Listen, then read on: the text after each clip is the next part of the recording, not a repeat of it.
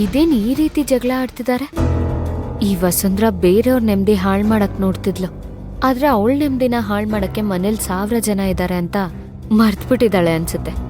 ತ್ರಿಲೋಚನಾ, ಒಡವೆ ಯಾರತ್ರ ಇದ್ರೆ ಏನೇ, ನೀನು ತಾನು ಅನ್ನೋ ಭೇದ ಯಾಕೆ? ಈ ವಿಷಯನ ಇಲ್ಲಿಗೆ ಬಿಟ್ಬಿಡು. ನನಗ್ ನೀನು ಒಂದೇ, ನನ್ ಮಗಳು ಒಂದೇ. ಇಲ್ಲ ಅತ್ತೆ, ಇದಿವತ್ತು ಇತ್ಯರ್ಥ ಆಗ್ಲೇಬೇಕು. ಈಶಾನಿ ಮದ್ವೆ ಆಗಿ ಈ ಮನೆಗೆ ಸೊಸೆಯಾಗಿ ಬಂದ್ಮೇಲೆ ಈ ಒಡವೆ ಎಲ್ಲ ಯಾರಿಗೆ ಸೇರುತ್ತೆ? ನಿನ್ ಮಗಳಿಗೆ ತಾನೆ. ಅಮ್ಮ ಈಗ ನಿನಗ್ ಕೊಟ್ರು, ನೀನು ಅದನ್ನ ನಿನ್ ಮಗಳಿಗೆ ತಾನೇ ಕೊಡೋದು. ಇಷ್ಟು ಅರ್ಥ ಆಗಲ್ವಾ ನಿನ್ಗೆ?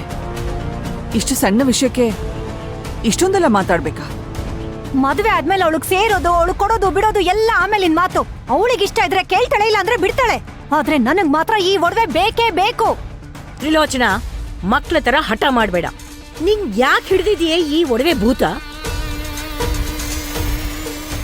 Ma'am cool. ಅಲ್ಲ ಅಜ್ಜಿ, ಮಾಮ್ ಹೇಗೆ ಅಂತ ನಿಮಗ್ ಗೊತ್ತಲ್ಲ. ಮೊದ್ಲೇ ಇದನ್ನ ಅವ್ರು ಕೊಟ್ಬಿಟ್ಟಿದ್ರೆ ಇಷ್ಟೆಲ್ಲ ಆಗ್ತಾನೆ ಇರ್ಲಿಲ್ಲ.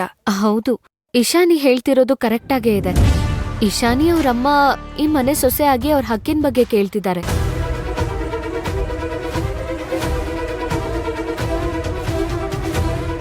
ಅದ್ರಲ್ಲಿ ಏನ್ ತಪ್ಪು? ಅವರು ಸರಿಯಾಗಿ ಕೇಳ್ತಿದಾರಲ್ವಾ? ನಮ್ಮನೆ ವಿಷಯದಲ್ಲಿ ಮೂಗ್ ತೋರ್ಸಕ್ಕೆ ನೀನ್ ಯಾರು?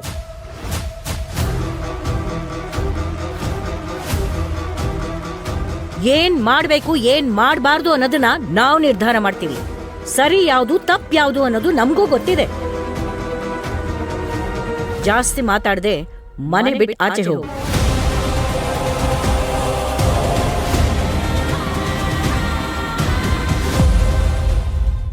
ಈಗ ನನಗೆ ಮನೆಯಲ್ಲಿ ಯಾವ ತರ ಮರ್ಯಾದೆ ಸಿಗ್ತಾ ಇದೆ ಅಂತ ಗೊತ್ತಲ್ವಾ?